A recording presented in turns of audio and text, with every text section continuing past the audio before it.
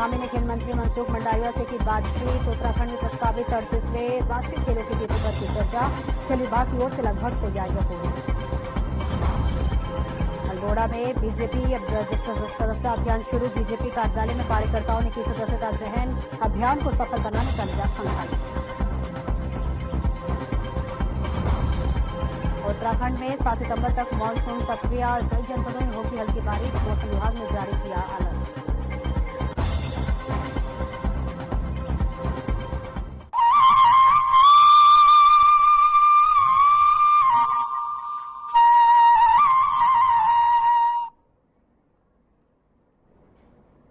नमस्कार, स्वागत है आपका उत्तराखंड की खबरों में और मैं हूं आपके साथ सपना दीपक मदेशिया। बुलेटिन का आगाज करेंगे।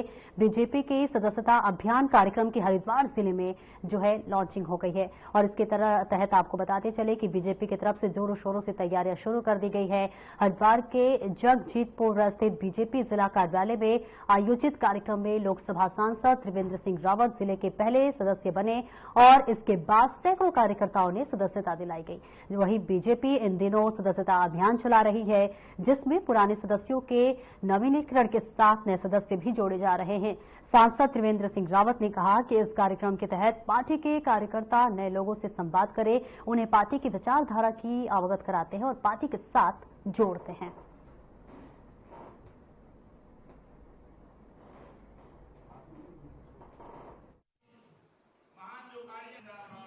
इस सदस्यता अभियान के माध्यम से हम तमाम नए वर्गों के बीच जाते हैं। कुछ इस दौरान जो पार्टी की सदस्यता के पात्रता के योग्य हो जाते हैं, जैसे हमारे बच्चे हैं, कोई 15, 16, 17 साल का बच्चा है तो कम से कम आयु 18 साल होना चाहिए। यानी तमाम लोगों से बातचीत करके और पार्टी के बारे में भी उनको बताते हैं, उनको समझाते हैं।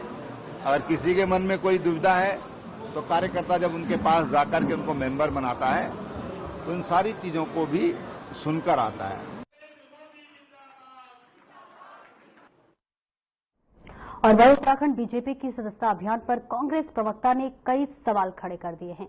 उन्होंने आरोप लगाया है कि जिस पार्टी के नेता प्रदेश में भ्रष्टाचार सहित महिला उत्पीड़न जैसे तमाम अपराधों में संलिप्त पाए जा रहे हैं, साथ ही उस पार्टी का सदस्य बनने में भला कौन दिलचस्पी दिखाएगा। उत्तराखंड बीजेपी को 2 दिन में अपने 2 वरिष्ठ पदाधिकारियों को पद से हटाना पड़ा और इसी के साथ साथ निष्कासित करना पड़ा है। आपको बताते चले कि इसी के साथ लालकुआ दुग्ध संघ के अध्यक्ष पद पर 2 साल तक अपनी ही महिला के साथ शारीरिक उत्पीड़न के साथ आरोप लगाए गए हैं और साथ ही उन्होंने कहा कि बीजेपी का सदस्यता अभियान जो है चल रहा है और ऐसे में प्रदेश में जो है चल रही घटनाओं में जो है इसके मद्देनजर क्या कुछ घरों की महिलाएं बीजेपी से जुड़ना चाहेंगी। तरुण भारतीय जनता पार्टी खूब गाजे बाजे के साथ सदस्यता अभियान का आगाज कर रही है। अपने गिरेबान में झांका भारतीय जनता पार्टी ने। कौन सभ्य समाज का या सभ्य घर का व्यक्ति अपने लोगों को उसकी सदस्यता लेने के लिए भेजेगा। 2 दिन में 2 वरिष्ठ पदाधिकारियों को न सिर्फ आपको पदमुक्त करना पड़ा बल्कि अपनी पार्टी से निष्कासित करना पड़ा। तो ऐसे में आप कैसे लोगों का आह्वान कर रहे हैं और कह रहे हैं कि हमारा दल ज्वाइन करो। आपके दल नहीं है तो दलदल है, ये तो कीचड़ है।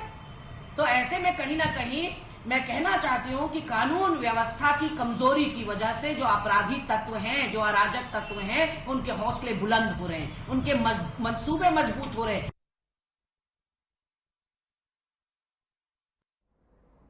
और वही उत्तराखंड शासन में आईएएस अधिकारियों के कार्यक्षेत्र में बदलाव हुआ है, जिसमें प्रमुख सचिव आरपी सुधांशु से राजस्व विभाग हटाया गया है। प्रमुख सचिव एलएल वैली ने जो है अल्पसंख्यक कल्याण विभाग हटाया गया। आपको बता दें कि सचिव आर मीनाक्षी सुंदरम से सचिव मुख्यमंत्री सचिव श्रम अध्यक्ष उत्तराखंड भ्रमण और इसी के साथ साथ सत्य निर्माण कर्मचारी कल्याण बोर्ड हटाया गया है। साथ ही सचिव शैलेश बगोली ने उच्च शिक्षा हटाया गया है। सचिव रविनाथ रमन को उच्च शिक्षा और आयुष शिक्षा दी गई है। वहीं सचिव डॉक्टर पंकज कुमार पांडे से सचिव आयुष हटाया गया है और सचिव श्रम की जिम्मेदारी भी दी गई है। सचिव डॉक्टर रंजीत कुमार सिन्हा को सचिव अल्पसंख्यक कल्याण की जिम्मेदारी दी गई है। तो वही सचिव हरीश चंद्र सेमवाल को आयुक्त आबकारी बनाया गया है और इसके साथ ही सचिव विनय शंकर पांडे से एसटी सिडकुल आयुक्त, उद्योग मुख्य कार्यपालक अधिकारी, खादी ग्राम उद्योग की हिस्सेदारी और जिम्मेदारी हटाई गई है।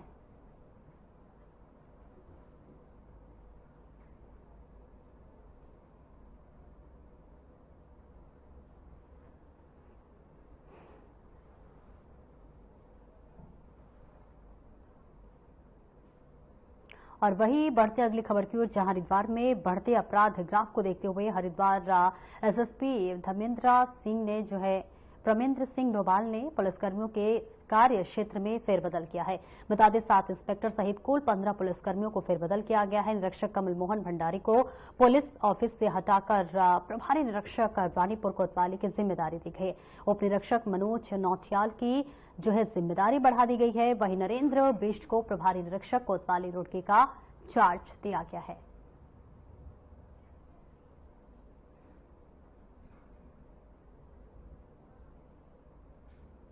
और वही अभिभावक संघर्ष समिति के बैनर तले विद्यालय में शिक्षकों की नियुक्ति की मांग को लेकर अभिभावक और क्षेत्र की जनता का आपको बता दें कि धरना जारी है। इसी के साथ साथ आपको बताते चले कि शिक्षक विहीन स्कूल होने के चलते अभिभावकों ने विद्यालय में तालाबंदी कर डाली थी और क्रमिक अनशन शुरू कर दिया था। अभिभावकों ने बताया कि उनके स्कूल का नाम अटल उत्कृष्ट तो रखा गया है, लेकिन शिक्षकों के बिना पठन पाठन कैसे उत्कृष्ट हो सकता है।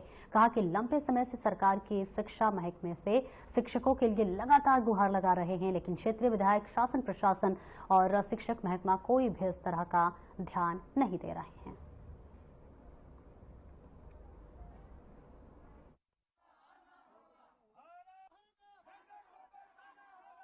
हमारा जो लगातार ये अटल उत्कृष्ट विद्यालय के उसमें जो आंदोलन चल रहा है, क्रमिक अनशन, इसका आज चौथा दिन है और जब तक हमारी मांगे पूरी नहीं होगी तब तक हम यहाँ पे धरना स्थल पर बैठे रहेंगे। और शासन प्रशासन कि जब तक हमें विद्यालय में अध्यापकों की पूर्ति के लिए जब तक अध्यापक हमारे वहाँ नियुक्ति न ले तब तक हमारा धरना प्रदर्शन जारी रहेगा। हमारा एक क्रमिक अनशन आज चौथे दिन पे है। मैं विभाग से अनुरोध करूंगा कि आप शिक्षक ऐसे भेजें जो आपकी शिक्षा प्रणाली है। आपने हमारा विद्यालय अटल उत्कृष्ट विद्यालय में चयनित किया है, तो मेरा अनुरोध होगा कि आप सीबीएसई पैटर्न के ही अध्यापक भेजें, जिससे बच्चों का भविष्य उज्जवल हो। आप ये नहीं कि हम आंदोलन पे हैं तो आप हमें जैसे चाहे वैसे टीचर दे दें। क्षेत्रीय जनता एकता बात। आज हमारा राजकीय उत्कृष्ट विद्यालय कोटली के लिए जो धरना प्रदर्शन चल रहा है, आज हमारा चौथा दिन है। आज भी कोई शासन प्रशासन यहाँ पे नहीं पहुंचा और क्षेत्रीय जनता वो अनशन पे बैठी हुई है। देखते हैं कितने दिन तक शासन प्रशासन यहाँ तक नहीं पहुंचता है। और हम अगर महीना भी लग जाए तो हम महीनों तक बैठे रहेंगे और इस अध्यापक जब तक नहीं मिले तब तक हम यहाँ पे अनशन पे बैठे रहेंगे और हो सकता तो हमको सड़कों पे भी उतरना पड़ेगा। और वही जनपद उधम सिंह नगर में जसपुर स्थित मेट्रो हॉस्पिटल लोगों के लिए वरदान साबित हो रहा है, जहां अच्छे इलाज के साथ कम फीस पर मरीज का इलाज किया जा रहा है।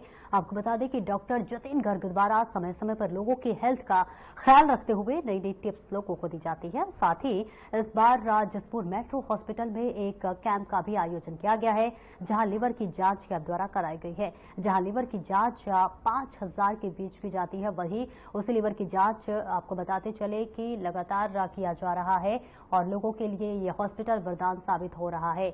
जब से जसपुर वालों को अच्छा इलाज मिल रहा है, इसी के साथ जसपुर में कोई अच्छा डॉक्टर न होने के चलते उन्होंने कहा कि हमें कई और भागना पड़ता था, लेकिन डॉक्टर जतिन गर्ग हमारे लिए एक मसीहा के तौर पर जसपुर में आए हुए हैं।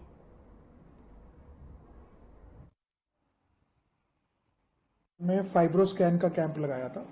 फाइब्रोस्कैन एक जांच है जो लीवर पे कितना फाइब्रोसिस है या कितना सुकड़ गया है या लीवर पे फैट कितना है उसके बारे में बताता है।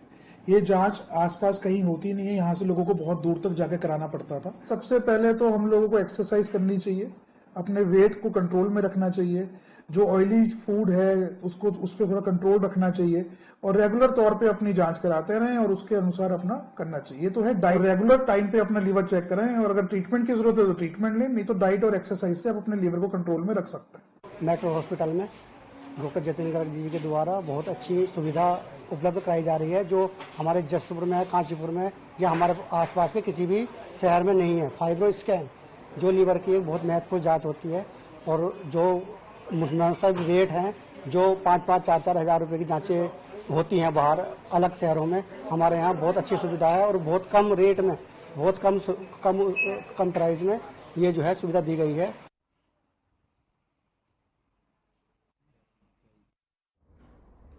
और रुकेंगे एक छोटे से ब्रेक के लिए, जल्द लौटते हैं।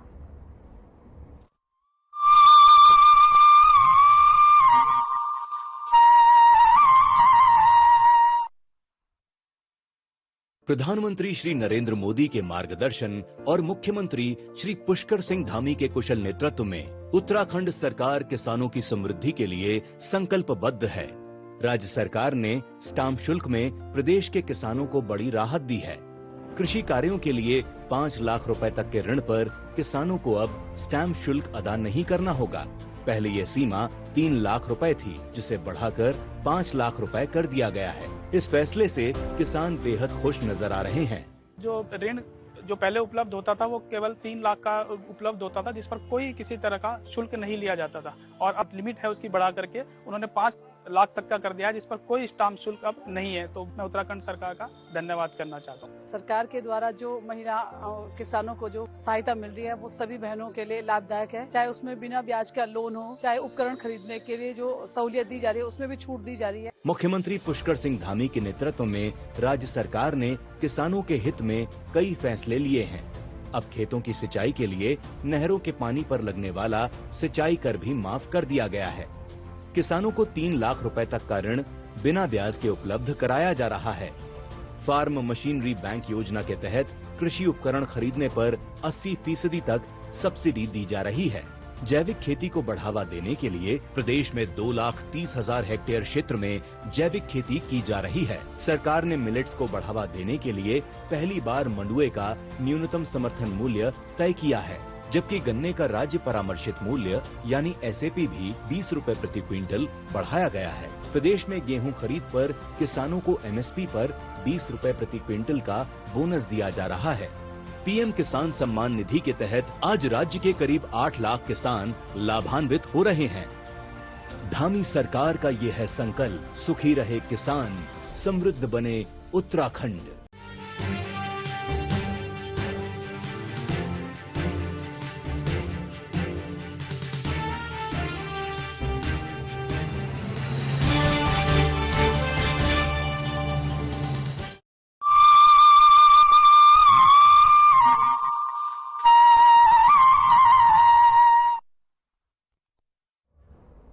और ब्रेक के बाद एक बार फिर से स्वागत है आपका। बढ़ते हैं खबरों की ओर। उत्तराखंड राज्य ग्रामीण आजीविका मिशन के तहत सफलता क्लस्टर फेडरेशन स्वायत्त सहकारिता द्वारा जो है आपको बता दें कि मरख मरपाट क्षेत्र में वार्षिक आम सभा का आयोजन किया गया। क्लस्टर से जुड़ी हुई महिलाओं को द्वारा स्वागत गीत के साथ जो है पूर्व राज्य मंत्री करण बाहरा ने कार्यक्रम में पहुंचकर दीप प्रज्वलित कर कार्यक्रम का शुभारंभ किया और कहा कि जिस तरह से सरकार द्वारा तमाम योजनाएं महिलाओं के आत्मनिर्भर और स्वावलंबी बनाने के लिए चलाई जा रही है और महिलाएं क्लस्टर और स्वयं सहायता समूह से जुड़कर वहां आत्मनिर्भर बन रही हैं, तो वही अपने परिवार की आर्थिक सहायता भी कर रही हैं। और इसी के साथ साथ क्लस्टर की अध्यक्ष प्रीति जोशी ने सरकार का धन्यवाद देते हुए कहा कि हमारे इस क्लस्टर से लगभग 750 महिलाएं जुड़कर सरकार की योजनाओं का लाभ ले रही हैं।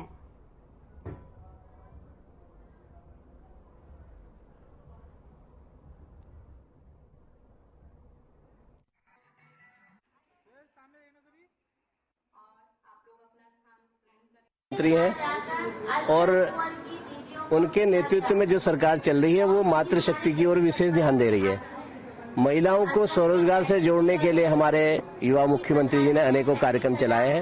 रोजगार से जोड़ने के लिए जो सरकार ने योजनाएं चलाई हैं वो आज आप लोगों को इस कार्यक्रम के माध्यम से दिखाई दे रहा होगा। और ये जो सफलता क्लस्टर है इन महिलाओं ने जो कार्यक्रम अपने दिए हैं, जो अपने स्वरोजगार से जोड़ करके अपने को आगे बढ़ाया है, ये एक उदाहरण प्रस्तुत करता है कि वास्तव में सरकार महिलाओं के प्रति, उनके स्वरोजगार से प्रति, उनके रोजगार के प्रति कितनी जागरूक है। हाँ जी, यहाँ पे जो रीप परियोजना का जो मोटिव है वो है बिजनेस करना महिलाओं के साथ। महिलाएं जो भी यहाँ पे उत्पाद करती है, जैसे यहाँ पे मिठाइयाँ भी बनती है, जैसे यहाँ पे हमने अभी मसाला यूनिट भी स्टार्ट करेंगे, और जैसे यहाँ पे धूप अगरबत्ती का एंटरप्राइजेस हमने दिया है कि महिलाएं काम तो करती थी, अपने समूह में काम करती थी, लेकिन जो मेन दिक्कत उनको आती थी वो मार्केटिंग के लिए आती है। तो रीप परियोजना का एक ही मोटिव है कि महिलाओं को मार्केट प्रोवाइड करवाना। और सबसे पहले तो मैं ये कहूँगी कि NRLM में जुड़कर सबसे पहले महिलाओं को जो योगदान मिला है, उस CM सर द्वारा हमें जो 5 लाख का अनुदान दिया गया, उससे हमारी महिलाओं को काफ़ी सुविधा और काफ़ी रोजगार को बढ़ावा देने के लिए कार्य किए गए। इसके साथ ही हमारा जो NRLM से जुड़ के हमारे को फंड प्राप्त हुए, जिसमें हमारा CIF राशि सबसे बड़ी राशि हमको दी गई है, जो है 28 लाख।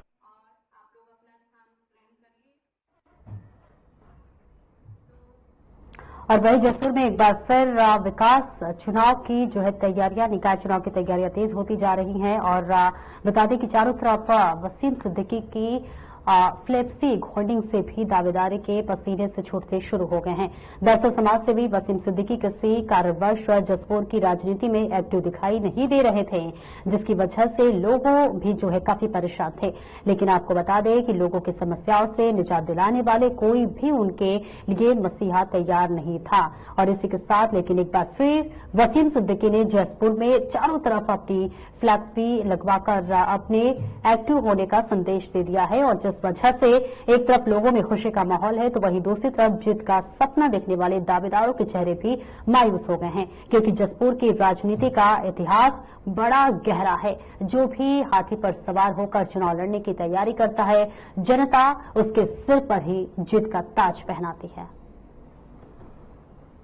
असल में क्या है, वसीम भाई जो है, वसीम भाई के घर में एक ट्रेजेडी हो गई थी, जिसकी वजह से वसीम भाई का मामला थोड़ा सा जो है रुझान थोड़ा कम हो गया था। वो इसलिए हो गया था क्योंकि भाई किसी उनके यहाँ ट्रेजेडी का होना बहुत जो है गंभीरता है, और गंभीरता से इसको देखा जाता था। लेकिन जो है अब जो है वसीम भाई की लहर जो है जैसे जिस तरीके से चल रही है, वसीम भाई दोबारा से अब इस फील्ड में आ गए हैं, जनता के बीच आ चुके हैं, और जनता के लिए जो वो काम करते थे, अब वो काम दोबारा से वो करने लगे हैं।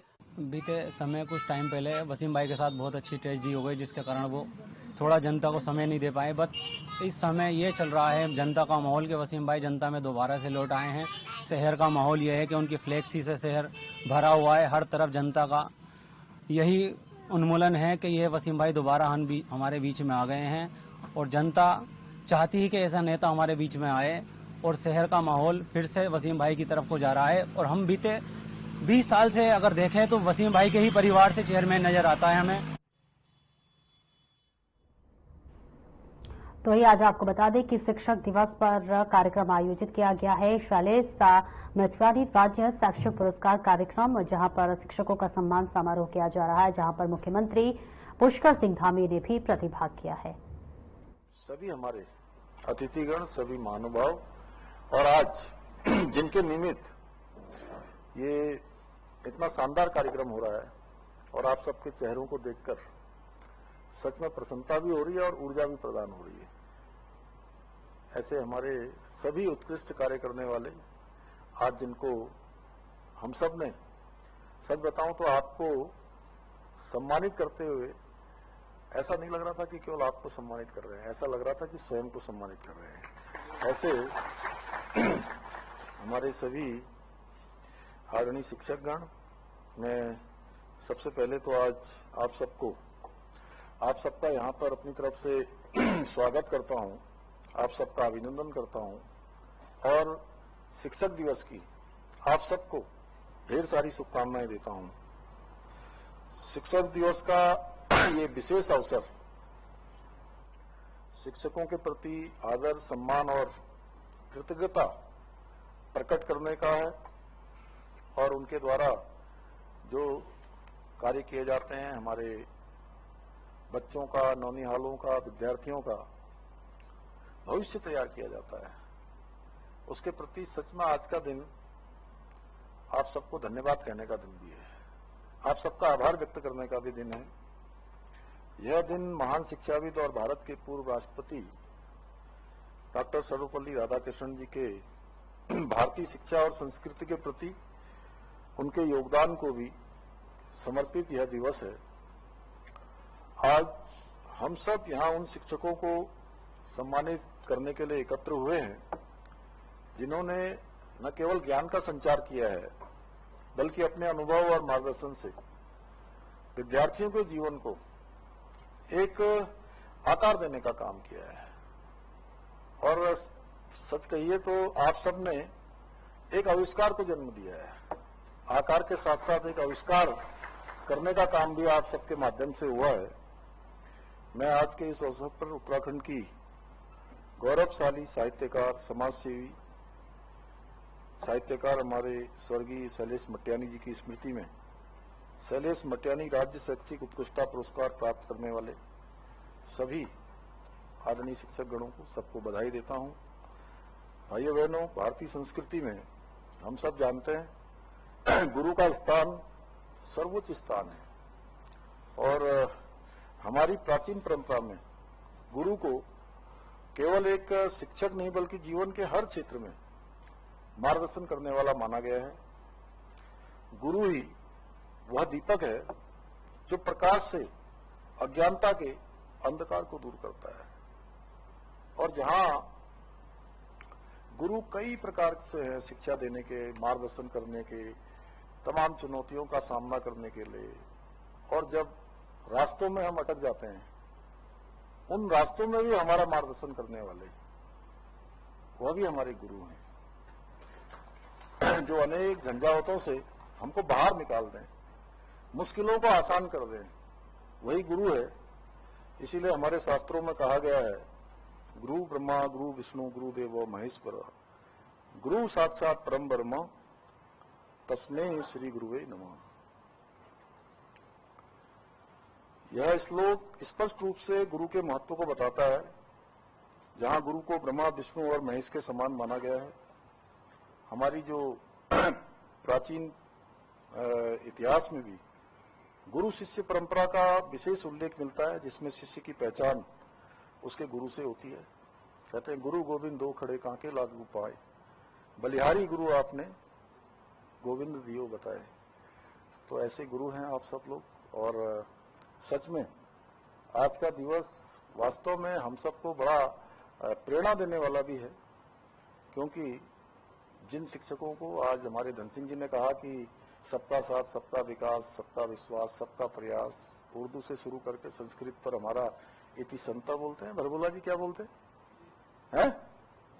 इति संता है क्या होता है? इति श्री ठीक है। तो चाहे कोई भी कालखंड रहा हो, चाहे हम रामायण कालखंड की बात करें तो